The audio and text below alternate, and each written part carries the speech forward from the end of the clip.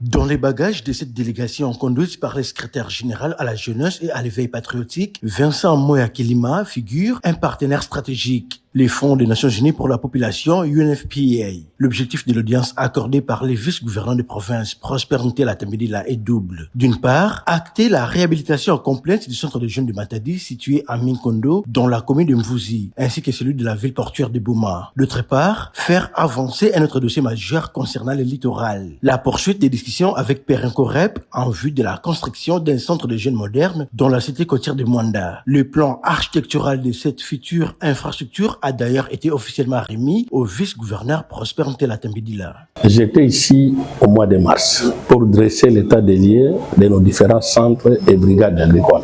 On avait visité les centres des jeunes de Matadi, on était parti à Sandaouz, on était parti à Yanga. Ici à Matadi, on a remarqué l'état de délabrement tellement avancé de ces centres. Cette fois-ci, avec l'appui de nos partenaires de INFPAI, son Excellence Madame la ministre Grace Coutinho m'a chargé de conduire la délégation qui est avec moi ici pour qu'on vienne dresser l'état des lieux de ces centres.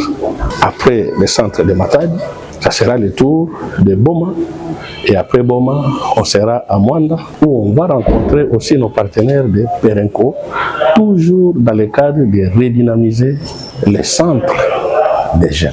Aux côtés du secrétaire général Vincent Moya Kilima, le ministre provincial de la jeunesse du Congo central, Alain Mamboulomba, a salué une initiative qu'il qualifie de salvatrice pour l'encadrement de la jeunesse locale. La délégation qui est conduite par son Excellence, Monsieur le secrétaire général de la jeunesse, étant ministre sectoriel, je ne fais qu'accompagner le projet de Minkondo, là où le Fonds des Nations Unies pour la population va financer la réhabilitation de la toiture à Minkondo. Satisfaite de l'attention accordée par le numéro 2 de la province, la délégation poursuit sa mission sur les terrains. Une nouvelle dynamique semble désormais enclenchée pour la transformation et l'encadrement de la jeunesse du Congo central.